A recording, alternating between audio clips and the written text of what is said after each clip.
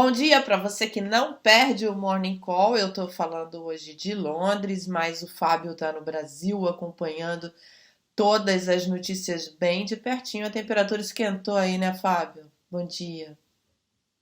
Bom dia, Mara, tudo bem? Eu acho que mais do que esquentou, acho que o termômetro passou de todos os limites. As manifestações tiveram uma proporção maior do que esperava o mercado? O que eu acho que o mercado percebeu é que o governo, ao invés de tentar controlar a pressão, tentar controlar a temperatura, ele vem jogando mais gasolina nesse fogo.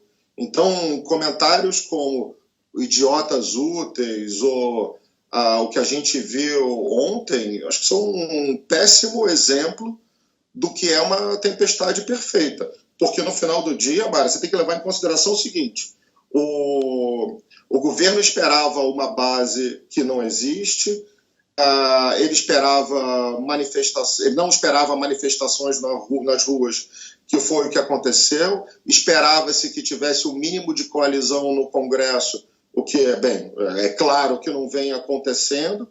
Então, o que a gente está vendo é ao contrário do que o mercado estava esperando.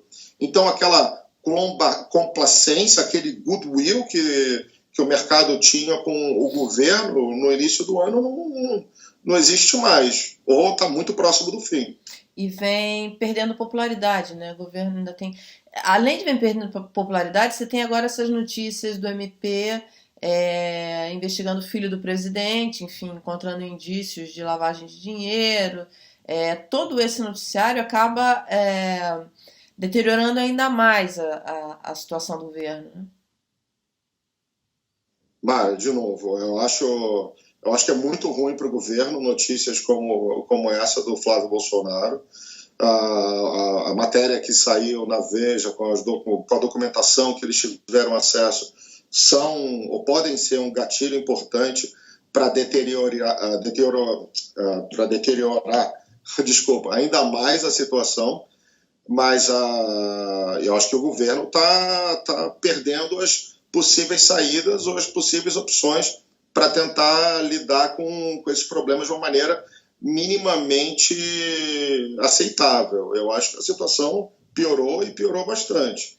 É, Nessa sexta-feira, você acha que os mercados tendem os mercados no Brasil, tá? Depois a gente fala de mercados internacionais, mas no mercado no Brasil, eles tendem a refletir essa piora? Quer dizer, ontem já refletiram? Sim, ontem já refletiram. Pega o seguinte, a gente viu uma leve recuperação dos mercados externos ontem, mas num determinado momento o real foi a pior moeda do mundo. Então, a única coisa, o dólar voltou a negociar acima de 4 com alguma estabilidade, o que não acontecia desde outubro do ano passado. Os dados do IBCBR apontando para uma queda do PIB no primeiro trimestre também não ajudam. E pior, quer dizer, eles derrubaram as expectativas de crescimento do PIB para esse ano. Se você pega a média de crescimento esperada pelos economistas, ela já está próxima de 1% no ano. A nossa expectativa aqui no Industrials é de um crescimento próximo de 1 ano. Já é metade do que era há 1 mês e meio, 2 meses atrás.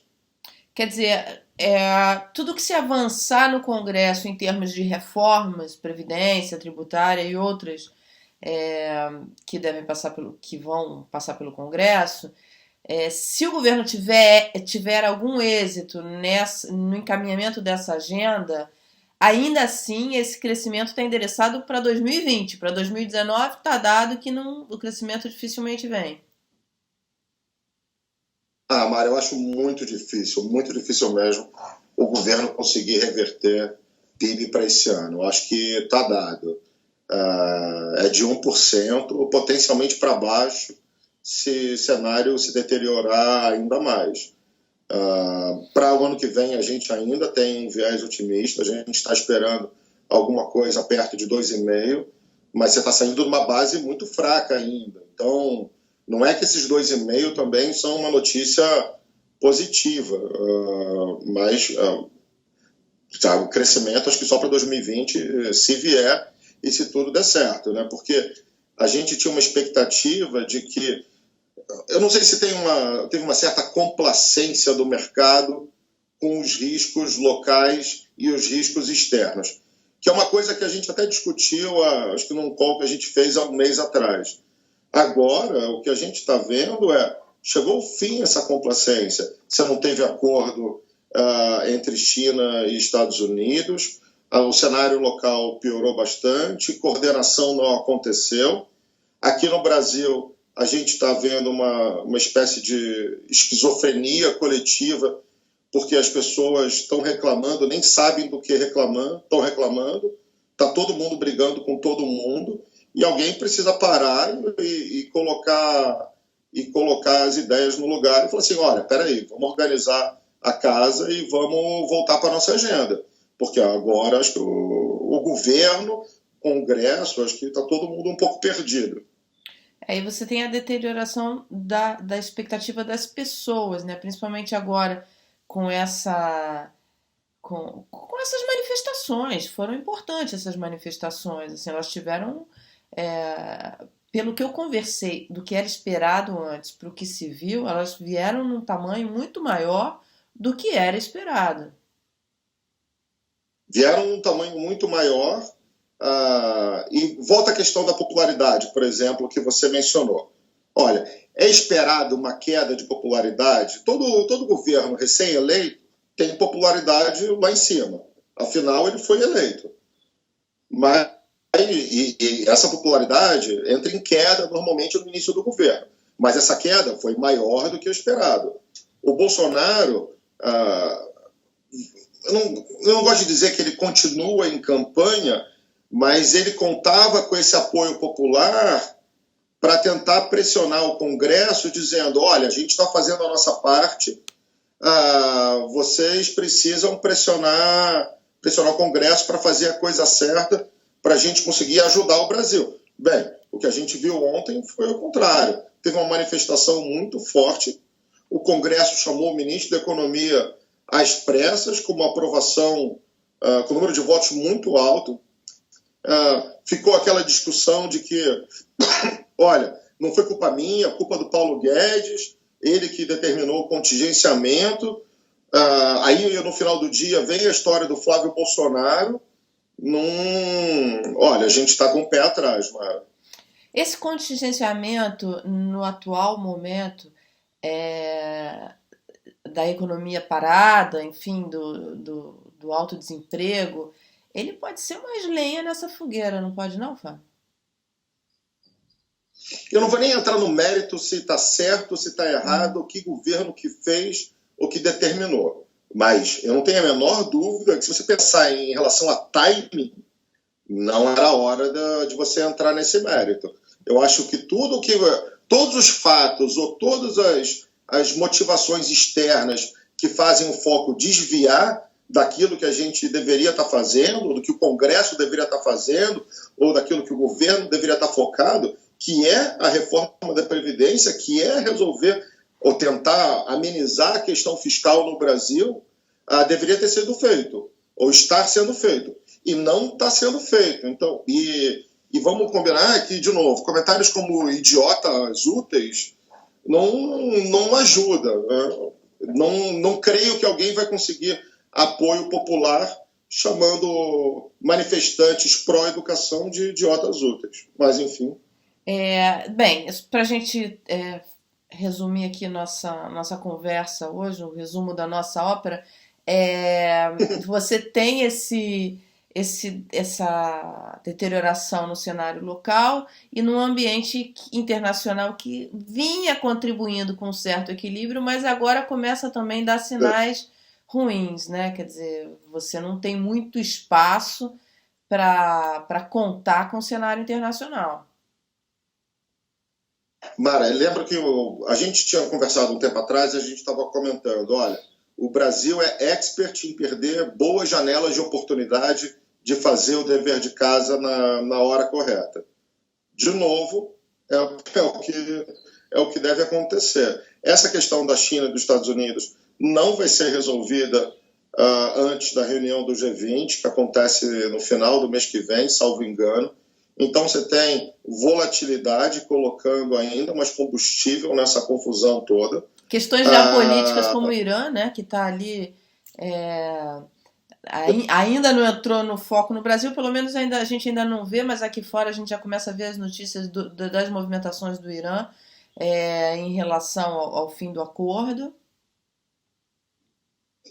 Petróleo vai ser uma questão e que afeta o mercado de commodities, afeta a gente diretamente, né? Quer dizer, então, além da questão da China, tem essa questão adicional em relação ao petróleo. Isso pode gerar mais pressão em relação a commodities, que, vamos combinar, pode trazer ainda uma volta da pressão dos caminhoneiros, que a gente não pode esquecer que ainda é um equilíbrio tênue que a gente está vendo aqui.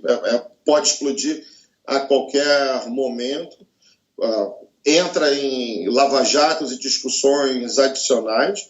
A gente tem um equilíbrio muito instável. E, de novo, hoje em dia está até difícil de acompanhar quem é que está brigando com quem. Se é China com o STF, Trump com Bolsonaro, se é caminhoneiros com Olavo de Carvalho, se é militares com manifestantes populares. Então, as pessoas precisam, de novo, parar, reorganizar, definir o plano de voo e lembrar do que precisa ser feito. Para o investidor, então, muita atenção, porque a expectativa é de muita oscilação, muita volatilidade nos mercados nos próximos dias. Acho que nos próximos dias e no próximo mês, Mara. Eu não vejo nenhum gatilho, pelo menos no cenário externo, a gente não está vendo nenhum gatilho que vá tranquilizar mercados no curto prazo. Pode vir a acontecer? Pode, mas não acho pouco provável. O mercado local também não está dos melhores. Acho que agora é hora de parar, respirar, não é hora de incorrer em riscos desnecessários ou de apostar num cenário, olha, o mercado está precificando, bolsa voltou para os 91.500 pontos, agora eu vou entrar de olhos fechados. Desculpa. Não acho que seja a hora de fazer isso. Juros não tem uma oportunidade enorme. Vamos combinar que a gente veio pega o janeiro 24, a gente veio dos 8,90, está aqui nos 8,5. A curva de juros futuros não acompanhou esse estresse do dólar, até por conta das questões de crescimento local, de PCBR.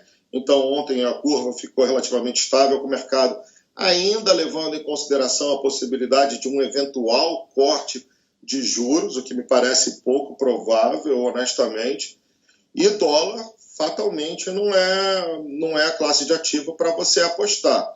Tem a brincadeira da faculdade que a gente comentava, olha, previsão de câmbio existe para ensinar humildade para economistas. Tem muito tempo, mas eu nunca esqueci essa lição. Legal, Fábio, muito obrigada. Você que ficou aqui com a gente até agora, compartilha, deixa suas dúvidas, deixa suas sugestões, críticas, elogios também a gente gosta. E o Fábio promete voltar para responder as suas dúvidas. Obrigada, Fábio. Obrigado, Mara. Bom dia para você. Para você também.